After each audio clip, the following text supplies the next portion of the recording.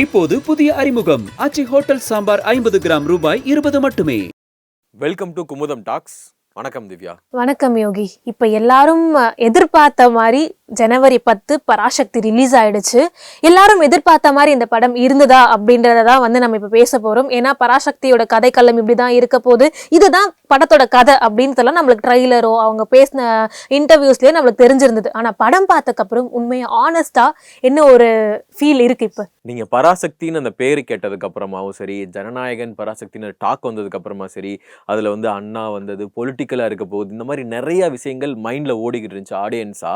But நீங்க படம் பார்த்ததுக்கு அப்புறம் ஜனநாயகன் வரும்போது வரட்டும், நாங்க ஜனநாயகத்தை கொண்டாடிக்கிறோம், அதுக்கு முன்னாடி பராசக்தியை இப்ப நாங்க ஃபீல் பண்ணணும், கொண்டாடணும் அப்படின்ற ஒரு மைண்ட் செட்டு நீங்க படத்தோட ஃபர்ஸ்ட் ஹாஃப்லயே ஃபீல் வந்துடும். ஏன்னா அந்த ஃபிளேவரை உங்களுக்குள்ள ஆட் பண்ணிடுவாங்க. தமிழ் அப்படின்றதுக்கும் மொழி அப்படின்றதுக்கும் எவ்வளவு முக்கியம் அப்படின்றது ரொம்ப ரொம்ப ரொம்ப ரொம்ப அழகா இந்த படத்துல கொண்டு போயிருப்பாங்க. 1960s இந்திய திணிக்கணும்னு நினைக்கிறாங்க அப்படின்னா அதனால என்னென்ன பாதிப்புலாம் இருந்திருக்கும். இப்போ நீங்க எக்ஸாம்பிள், நீங்க ஒரு ஃபார்ம் பேங்க்குக்கு போறீங்க, போஸ்ட் ஆஃபீஸ் போறீங்க, அங்க தமிழ் இங்கிலீஷ் அப்படின்னு சொல்லிட்டு ரெண்டுமே இருக்கும்ல, அதுக்கு எவ்வளவு கஷ்டப்பட்டிருக்காங்க அந்த காலத்துல அப்படின்றது ரொம்ப அழகா காமிச்சிருக்கிறாங்க இந்த படத்துல. எஸ், கண்டிப்பா. இதுல மொழி தமிழ் நம்ம எல்லாருக்குமே அந்த ஒரு யார் வேணா என்ன வேணா சொல்லட்டும், ஆனா தமிழ் நம்மளோட அந்த உணர்வு அப்படின்னு எல்லாரும் ஒண்ணு சேர்ந்துருவோம் அப்படின்றது தான் இந்த பராசக்தி படத்துக்கு ஒரு மிகப்பெரிய பிளஸ்ஸா அமைஞ்சிருக்குன்னு நினைக்கிறேன். ஏன்னா யார் என்ன வேணா சொல்லட்டும், படம் பார்த்துட்டு வெளியே வரும்போது இது எஸ்கே படம், இது அரசியல் பேசுற படம் அப்படிலாம் மறந்துட்டு இது நம்ம தமிழ் உணர்வை நம்மளுக்குள்ளேயே ஒரு பக்கம் இப்படி தூண்டி விட்டுட்டு போற மாதிரி ஒரு எமோஷனை இந்த படம் கேரி பண்ணிருக்கு அப்படின்றது கண்டிப்பா படம் பார்த்த எல்லாருமே ஃபீல் பண்ணிருப்பாங்க. சோ இந்த படத்தை இந்த நாள்ல ரிலீஸ் ஆகணும்னு சொல்லி இவ்வளவு போராடினாங்கல்ல, பின்வாங்காம போராடினாங்களா, அதுக்கு என்ன காரணம்ன்றது படம் பார்த்ததுக்கு அப்புறம் தான் தெரிஞ்சது. ஏன்னா படத்தோட டீமுக்கு அவ்வளோ நம்பிக்கை இருந்திருக்கு, இந்த படம் கண்டிப்பா மக்களுக்கு போகும், மக்கள் இந்த படத்தை ஏத்துப்பாங்க அப்படின்னு. நீங்க அமரன் எடுத்துக்கலாம். அமரன் ஒரு உண்மை சம்பவத்தை பேஸ் பண்ணி எல்லாத்துக்கும் அந்த படத்தை குறை சொல்றதுக்கு மனசே வராது, 1% கூட அதுல இல்ல, பட் மனசே வராது. ஏன்னா அது உண்மையா ஒருத்தர் முகுந்தன் அப்படின்றவர் இறந்திருக்காரு, அவருடைய வாழ்க்கையை பார்க்கும்போது நம்ம எல்லாத்துக்கும் நெஞ்சு அடைச்சு போச்சு. அதே மாதிரி தான் கிட்டத்தட்ட பராசக்தியும் நீங்க பார்த்தீங்க அப்படின்னா இந்த படத்துல உங்களுக்கு ஏதோ ஒரு குறை தெரிஞ்சாலும், ஏதோ இடத்துல ஸ்லோவா தெரிஞ்சாலும் குறை சொல்ல மனசே வராது. உண்மையாவே 1960s தமிழுக்காக போராடி உயிரிழந்திருப்பாங்கல்ல, அவங்களோட போஸ்டரை நீங்க இப்ப நிறைய இடங்களை பார்த்துருப்பீங்க.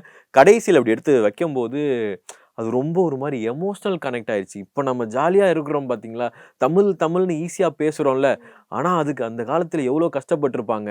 நார்மலாக இப்போ நம்ம தமிழ்னு பேசுகிறத அந்த காலத்தில் பேசினா அவங்க எவ்வளவு அடி வாங்கியிருப்பாங்க, எவ்வளோ உயிர் போயிருக்கு அப்படின்றத நீங்கள் படம் பார்த்து கூஸ்பம் மொமெண்ட்டாக இருக்கும். அது எல்லாருக்குமே மொழிப்பற்று இருக்கிறது யதார்த்தம் தான். ஆனால் இந்த படம் பார்த்ததுக்கப்புறம் இந்த 2K ஜென்சி, ஏன் இப்போ நானே இருந்தேன் அப்படின்னா அது 100% தெரியாம புரியாம இருந்தனா இந்த படம் பார்த்ததுக்கு அப்புறமா அந்த மொழி பற்று அப்பா இவ்வளோ இருக்கா அப்படின்னு சொல்லிட்டு இன்னும் கொஞ்சம் தான் அதிகமாகும். அதை சுதா மேம் அவங்க பத்தி சொல்லவே வேண்டாம். அவங்களோட டிரெக்ஷன், ஸ்கிரீன் பிளேஸ்னாலே அதுக்கு ஒரு தனி ஒரு கிரைட்டீரியா, அந்த ஒரு மார்க்கை செட் பண்ணி வச்சிருக்காங்க. அதை பராசக்தியிலையும் அவங்க நான் அப்படின்றத ப்ரூவ் பண்ணியிருக்காங்க அப்படின்னு சொல்லலாம். இன்னொரு பக்கம் நிறைய பேர் சொல்றது என்னதான் ஃபர்ஸ்ட் ஆஃப் கொஞ்சம் எங்களுக்கு போர் அடிக்குதுப்பா, இல்லை போர் அடிக்குதுன்ற சென்ஸ் எங்களுக்கு கொஞ்சம் லேகா ஃபீல் ஆகுது. நிறைய பேர் சொல்றது என்னன்னா, படம் பார்த்துட்டு வெளியே வரும்போது இதுல அந்த காதல் காட்சிகள் தேவைதானா, கமர்ஷியல் எலமெண்ட்டுக்கு அது இல்லையோ, இன்னும் கனெக்ட் ஆயிருக்குமோ, அது இல்லாம இருந்திருக்கலாம் அப்படின்ற மாதிரி. பட் ஸ்டில் இது ஒரு கமர்ஷியல் மூவி அப்படின்றப்ப கண்டிப்பா அது அழகா இருந்தது, இன்னும் கொஞ்சம் கம்மியான இதுவா இருந்திருக்கு. இதுக்கு சுதா கொங்கரா அவங்களுடைய படத்துல இருந்து எடுத்து வரேன், சூரரை போற்று இருக்கு, அதுல அந்த லவ் போர்ஷன் அந்த படத்துக்கு ரொம்ப தேவையான ஒண்ணு. அதை நீங்க எந்த இடத்துலயும் ஏன் இதுக்கு அப்படின்னு யோசிக்கவே முடியாது. ஆனா இந்த படத்துல கன்ஃபார்மா சம்டைம்ஸ் ஸ்ரீலீலா கமர்ஷியலுக்காக கொண்டு வந்திருக்கிறாங்களோ, மக்கள் இது மாதிரி லவ் கேட்பாங்க, இந்த மாதிரி ஒரு கனெக்ஷன் கொடுக்கணுன்ற மாதிரி ஒரு ஃபீல் கிடைச்சது. ஃபர்ஸ்ட் ஆஃப் லேக் அப்படின்னு சொல்றாங்க. ஆக்சுவலா ஒரு கதையை போய் இதுதாங்க ஃபிளேவர்னு மக்கள்கிட்ட தெளிக்கிறதுக்கான எடுத்துக்கிட்ட அவகாசம்னு வேணா நம்ம அதை சொல்லிக்கலாம். கண்டிப்பா. ஆனாலும் ஸ்ரீலீலா அவங்க சொன்ன மாதிரி அவங்களே மெனக்கிட்ட அந்த தமிழ் டப்பிங்லாம் பண்ணியிருக்காங்க. ஸோ அவங்கள உண்மையாவே இதுக்கப்புறம் வேற ஒரு மாதிரியான ஹீரோயினா தான் பார்ப்பாங்க. இதுக்கு முன்னாடி அவங்களுக்கு எந்த மாதிரி போர்ட்ரேயிங் இருந்தாலும் எல்லாரும் சொன்ன மாதிரி இந்த படத்துக்கு அப்புறம் அவங்களோட perspective of seeing her in a professional heroine அப்படின்றப்ப அவங்களோட பெர்ஸ்பெக்டிவ் மாறி இருக்கு. ஸ்டில் அவங்க இந்த கதைக்கு தேவையா அப்படின்றத இன்னும் கொஞ்சம் படக்குழுவினர் யோசிச்சிருக்கலாமோ அப்படின்றது பல பேரோட கருத்துக்களா இருந்தாலும், இன்னொரு பக்கம் அதர்வா அண்ட் ஜெயம் ரவிமோகன் சார் வந்து இந்த படத்தோட மிகப்பெரிய எஸ்கே எந்த அளவுக்கு முக்கியமோ 3 பேருமே ஹீரோங்க. என்னதான் நம்ம ரவிமோகன் சாரை இதுல வில்லன் இதெல்லாம் நிறைய பேர் வரும்போது யாரா இவர் ஏதா பண்ணுமேடா அப்படின்னு வெறி ஆகுற அளவுக்கு ஏன் இவ்வளோ ஒரு இது அப்படின்னுலாம் சில சீன்லலாம் ஐயோ முடியல அப்படியே வெறி ஆகுது அப்படின்ற அளவுக்கு ஒரு பெர்ஃபார்மன்ஸை வந்து வாழ்ந்திருக்காருன்னு சொல்லலாம். நான் இந்த வீடியோவில் அதிகபட்ச ஸ்பாய்லர் இல்லாமல் நான் பேசுகிறேன். ஏன்னா அது பார்க்குறவங்களுக்கு அந்த ஃபீல் இருக்கணுன்ற ஸ்பாய்லர் இல்லாமல் பேசுகிறேன். ரவிமோகன் கேரக்டர் வந்து பார்த்தீங்கன்னா, நீங்கள் சொன்ன மாதிரி எனக்கு நிறைய படத்தில் ஆரம்பத்தில் பார்க்கும்போது, நம்ம ட்ரெய்லர் கட்டில் எல்லாம் பார்க்கும்போது எனக்கு வந்து தனி ஒருவன் படத்தில் இருக்கிற ஜெயம் ரவி தான் அந்த ஒரு ஃப்ளேவர் தான் அப்படி வந்த மாதிரி ஒரு ஃபீல் ஆச்சு. ஆனால் ரவிமோகனோட கேரக்டர் வந்து ஆரம்பத்தில் எனக்கு ட்ரெய்லர் கட் பார்த்தப்பறம் சரி, படத்துடைய ரொம்ப ரொம்ப ரொம்ப இனிஷியல் ஸ்டேஜ்லையும் தனி ஒருவனில் பார்த்த ரவிமோகனை பார்த்த ஒரு ஃபீல் வந்து கிடச்சிது. மேபி நெகட்டிவ் ஷேடாக இருக்கலாம் அப்படின்ற மாதிரி தான் இருந்துச்சு. பட் போக போக கதைக்குள்ளே போக போக அவரை பார்த்து ஒரு எரிச்சல் வந்துச்சு, ஒரு கோபம் வந்துச்சு. நம்மளை தமிழ்னு சொல்லிக்கிறோம்ல, அதுக்கான விஷயங்கள் வந்து அவரை பார்க்கும்போது அப்படின்ற மாதிரி ஒரு காண்டு வந்துச்சு. உண்மையிலே அது படம் முடியும் போது சில விஷயங்கள்லாம் இருக்கும், அது பார்க்கும்போது அவ்வாடா அப்படின்ற ஒரு சாட்டிஸ்ஃபேக்ஷன் வந்து கிடைச்சது. ஸோ இது ஒரு ஃப்ளோ இருந்தது. அண்டு அதர்வா அண்ட் எஸ்கே எனக்கு நான் எதிர்பார்க்கவே இல்லை இந்த காம்போ வந்து இவ்வளோ அழகாக இருக்கும் அப்படின்னு சொல்லிட்டு. ஏன்னா நம்ம ஆல்ரெடி பார்த்துருப்போம், அண்ணன் தம்பி அப்படின்றது எல்லாருக்குமே தெரியும், அதனால சொல்கிறேன். அந்த அண்ணன் தம்பி உறவு அது ஒரு மாதிரி வீட்டுக்குள்ளே அடிச்சுக்கிறது, அந்த பழைய காலத்து மதுரை வீட்டுக்குள்ளே அவங்க படுத்துக்கிறது, அவங்க 2 பேரும் பேசிக்கிறது, அவங்க தெருவா அடித்து கையை முறுக்கிக்கிறது, இதெல்லாம் பார்க்கும்போது ரொம்ப நல்லா இருந்துச்சு. எனக்கு தெரிஞ்சு அண்ணன் தம்பி இருக்கிற பல பேருக்கு கனெக்ட் ஆகும். அவங்க இந்த படம் பார்த்தாங்கன்னா அந்த கட்டெல்லாம் எடுத்து ஸ்டேட்டஸ் போடுவாங்க, அவங்களுக்கு ஒரு மாதிரி சரி நம்ம இப்படிதான் இருக்கோம் அப்படின்ற ஒரு ஃபீல் கிடைக்கிறதுக்கான வாய்ப்புகள் இருக்கு. இதெல்லாம் ஒரு பக்கம் இருந்தா கேமியோ ரோல்ஸ் பத்தியும் பேசி ஆகணும். படத்துல அவங்களும் ஒரு மேஜரான வந்து ஒரு இம்பாக்டை கொடுத்துருக்காங்க அப்படின்றது. இதெல்லாம் தாண்டி இந்த கேரக்டர்ஸ் இந்த கதைக்களம்லாம் தாண்டி எனக்கு படத்தை பார்க்கும் போது அந்த தமிழ் உணர்வு அதை தான் வந்து மேஜரா வந்து சொல்ல வராங்க. அப்படி இருக்கும்போது இந்த இந்தி திணிப்பு போராட்டம் அப்படின்றத நம்ம தமிழ் போராளிகள் தான் வந்து முன்னெடுத்து அதுக்காக நீங்க சொன்ன மாதிரி பல உயிர் தியாகங்கள், பல பேர் பல வழிகளை சந்திச்ச ரத்தம்லாம் பார்த்து தான் இந்த ஒரு விஷயம் நடந்திருக்கு. ஆனா நம்ம தமிழ்ல பார்க்கும்போது அது தமிழ் உணர்வு அது நம்மளுக்கு வருது. மற்ற லாங்குவேஜ் போகும்போது தெலுங்கு தான், மலையாளம் தான் அவங்களோட இது தாய்மொழி. கண்டிப்பா எல்லாருக்குமே தாய்மொழி அப்படின்றது ஒரு முக்கியமான ஒரு விஷயம், அது ஒரு உணர்வு தான்.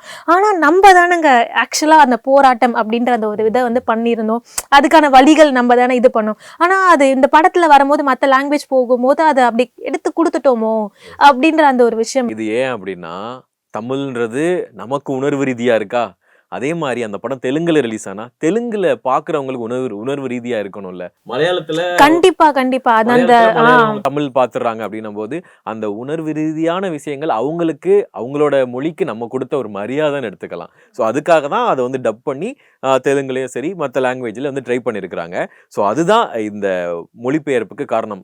புஷ்பாலாம் என்ன மொழிபெயர்ந்தா வந்துச்சு, பட் ஸ்டில் அதுல அங்க அந்த ஒரு தெலுங்கு டச்சோ அந்த இது இருக்கும் இல்லையா, அந்த மாதிரி ஒரு விஷயம் நம்மளால ஃபீல் பண்ண முடியும். அதை நம்ம பக்கா ஒரு தமிழ் படம் அந்த ஒரு தமிழ் அந்த ஒரு இதை நம்மளால ஃபீல் பண்ண முடியாது. ஆனா இங்க கொடுத்துருக்காங்க இல்லையா அந்த ஒரு இதை, எண்ட் ஆஃப் த டே அந்த லாங்குவேஜ் அவங்களோட தாய்மொழி நம்ம தாய்மொழி அப்படின்றது எல்லாருக்கும் இருக்க மிகப்பெரிய emotions, we have to respect. அது நான் இது சொல்லலை.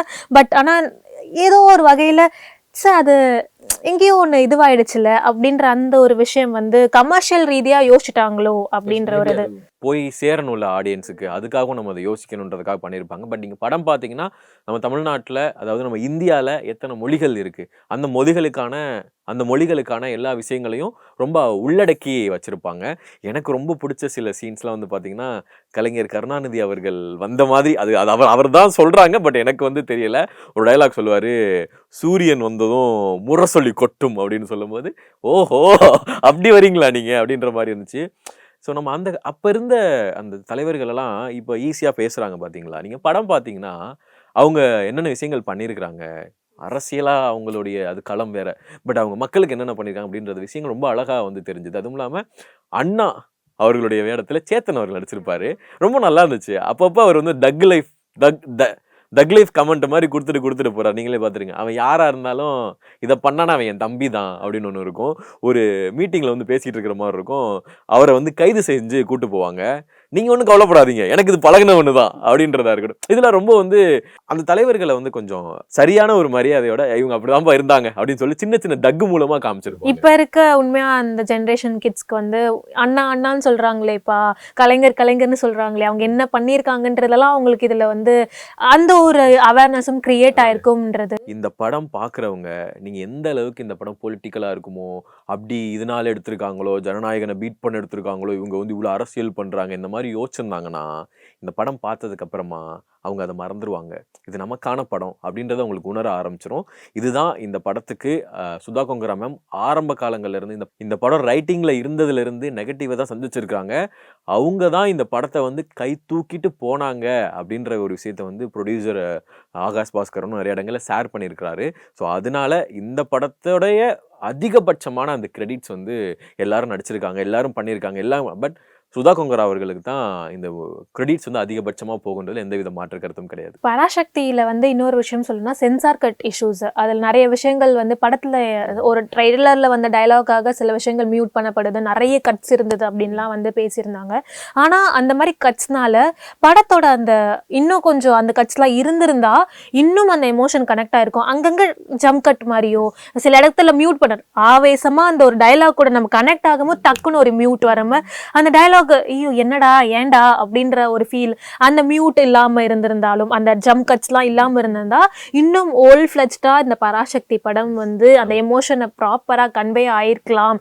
அது ஏன் பண்ணாங்க அப்படின்றதே தெரியல அப்படின்ற மாதிரி சில இது இருந்தது. விஷயங்கள் நம்மளால தவிர்க்க முடியாது. அது நம்ம படம் பார்க்கும்போது அது அவரோட இந்த விஷயம் தெரியாம இருந்தா நமக்கு அந்த பெருசா அஃபெக்ட் ஆயிருக்காது. ஸோ இதுல வந்து பிருத்வி பண்ராஜ் அவரும் ரொம்ப நல்லா நடிச்சிருந்தாப்புல. ஃபுல் அண்ட் ஃபுல் வந்து படம் ஃபுல்லாவே ஃப்ரெண்டாவே வருவாப்புல. அவரும் ரொம்ப சென்சிபிளான ஒரு ரோல் பண்ணியிருந்தாரு. அண்ட் படம் ஒரு 2 மணி நேரம் டைம்ல வந்து பார்த்தீங்கன்னா, ஒரு எமோஷனலான ஒரு விஷயம் இருக்கும். உங்கள அறியாமயே அது ஒரு மாரி இருக்கும். அது வந்து இந்த உணர்வு மொழிப்பற்றுன்னு சொல்லுவாங்கல்ல. ஏதோ ஒரு வகையில எனக்கு பிடிக்கும்பா என் மொழி அப்படின்னு சொல்றவங்களுக்கு அது ரொம்ப கனெக்ட் ஆகும். இது தமிழ், தெலுங்கு அந்த மாரிலாம் கிடையாது. யாருக்கா இருந்தாலும் அது கனெக்ட் ஆகும். ஸோ அதுக்கேத்த மாதிரி அந்த படத்த வந்து சொல்லியிருப்பாங்க. எல்லாருமே நட்பு ரீதியா தான் இருக்கிறாங்கன்றதே ரொம்ப அழகா வந்து சொல்லியிருக்கிறாங்க. ஸோ ஃபைனலி சிவகார்த்திகேயன் அவரு இந்த படத்துக்காக ஃபேஸ் பண்ண விஷயங்கள் ரொம்ப ரொம்ப அதிகம். ஜனநாயகனுக்காக இவர் வேணும்னே போட்டி போடுறாரு. விஜய் சாருக்கு ஆப்போசிட்டா அவர் வந்து ப்ளே பண்றாரு. துப்பாக்கி கொடுத்த துப்பாக்கி வச்சு சுடுவீங்களா நீங்க? ஸோ இவ்வளோ விஷயங்களை ஃபேஸ் பண்ணி அவர் இப்போ அந்த படத்தில் இப்போ வந்து மக்கள்கிட்ட ஒரு பாசிட்டிவான ரிவ்யூ வாங்குறது ரொம்ப பெரிய விஷயம். ரொம்ப இந்த டைமில் அவர் ஃபேஸ் பண்ணது ரொம்ப ரொம்ப ரொம்ப அதிகம். ஏன்னா சோசியல் மீடியாவில் டீசெண்டாக சொல்கிறவங்க நிறையா இருந்தாலும் அவரை வந்து இப்படி அப்படின்னு ரொம்ப ரொம்ப தப்பாக பேசினவங்களாம் ரொம்ப அதிகம். யாராக இருந்தாலும் அவர் யார் அப்படின்றத நம்ம ஆரம்பத்துலேருந்து ஏன் அவரை நமக்கு எல்லாத்துக்கும் பிடிச்சது அப்படின்றத யோசித்தோம் அப்படின்னா இதெல்லாம் யோசிக்கமா, இதெல்லாம் பண்ண மாட்டோம். So end of the day SK again ஒரு பக்காவான ஒரு நடிகர், என்டர்டெய்னரை தாண்டி ஒரு நடிகர் அப்படின்றது இந்த படத்தில் வந்து காமிச்சிருக்கிறாரு. ஸோ படம் பார்த்தவங்களுக்கு தெரியும். அண்ட் இந்த படத்தில் வந்து ஆர்ட் டைரக்டர் வந்து எந்த அளவுக்கு உழைச்சிருக்கிறாங்க, அண்ட் வந்து ரவி கே சந்திரன் சினிமோட்டோகிராஃபர் எந்த அளவுக்கு உழைச்சிருக்காங்க அப்படின்றது நீங்கள் ஒவ்வொரு ஃப்ரேம் பார்க்கும்போது அவர் அவ்வளோ அழகாக இருக்கும். நீங்கள் மதுரை பேஸ்டாக அங்கே இருக்கிறவங்ககிட்ட கேட்டால் தெரியும். அந்த இடங்களெல்லாம் வந்து அவ்வளோ தேடி போய் பண்ணிருக்கீங்க. அது ஃபர்ஸ்ட் ஹாஃப் எனக்கு ரொம்ப கனெக்ட் ஆச்சு. எனக்கு ஏதோ நம்ம புக்கில் படித்த நம்ம மதுரை பழைய ஃபோட்டோஸ்லாம் பார்க்கும்போது இதெல்லாம் இருக்கு அப்படின்ற மாதிரி இருந்தது. இப்பயும் சில இடங்கள் சில வீடுகள் அப்படியே இருக்கு. அதெல்லாம் தேடி போய் எடுத்ததா கேள்விப்பட்டேன். ஸோ இந்த படத்துக்கு இன்னொரு முக்கியமான ஒரு ப்ளஸ் யாரு அப்படின்னா ஜிவி பிரகாஷ் வந்து எப்படி வந்து அவர் கையில எந்த பாட்டு போட்டாலும் அது ஒரு மாதிரி மெலடி என்னனாலும் பண்ணிடுவார். ஆனால் ஹிஸ்டாரிக்கல் படம்னா ஜிவி எந்த அளவுக்கு சிறப்பாக செய்வார் அப்படின்றதுக்கு நமக்கே பின்னாடி பார்த்தா நிறைய எடுத்துக்காட்டு இருக்கு. 1000ல் ஒருவன் இருக்கு, பரதேசி இருக்கு, அப்புறம் மதராசப்பட்டினம் இருக்கு, ஸோ ஆடுகளம், ஸோ இந்த மாதிரி ஒரு விஷயங்கள்லாம் இருக்குல்ல. இதை ரொம்ப அதை நேர்த்தியா இந்த படத்துக்கு ரொம்ப ரொம்ப ஒரு பெரிய ஒரு ப்ளஸ்ஸாக ஜிவி இருக்கிறாரு. நீங்கள் பிஜிஎம் வந்து நிறைய இடங்கள் உங்களுக்கு ஒர்க் அவுட் ஆகும். நிறைய இடங்கள் அது ஒரு மாதிரி கூஸ்பம் மொமெண்ட் வரும். ஏன்னா இந்த மாதிரி படங்களுக்கு பிஜிஎம் ரொம்ப முக்கியம். பிஜிஎம்லேருந்து மியூசிக்லேருந்து அது வந்து டாமினேட்டாக ஆயிடக்கூடாது, அது கம்மியாக ஆயிடக்கூடாது. அது ரொம்ப அழகா கொடுத்துருக்கிறாரு ஜிவி.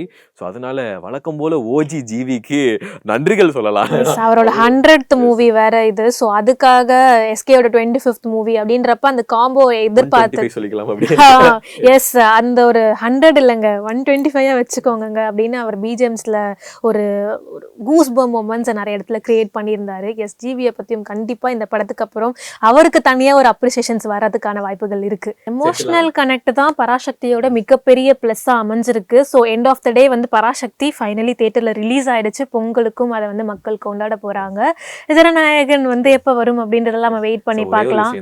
ஜனநாயகன் வரும்போது பாத்துக்கலாம். இப்ப பராசக்தியை கொண்டாடலாம். எஸ், பராசக்தி படம் பார்த்தவங்க வந்து உண்மையா உங்களுக்கு அந்த எமோஷனல் கனெக்ட் இல்ல நீங்க அந்த படத்தை பார்த்து என்ன ஃபீல் பண்ணீங்க அப்படின்றத கமெண்ட் பாக்ஸ்ல ஷேர் பண்ணுங்க. நாங்க நெக்ஸ்ட் வீடியோல வந்து வெயிட் பண்றோம். பொங்கல் பராசக்தி பொங்கல். எஸ், நன்றி யோகி. இப்போது புதிய அறிமுகம் ஆச்சி ஹோட்டல் சாம்பார் 50 கிராம் ரூபாய் 20 மட்டுமே.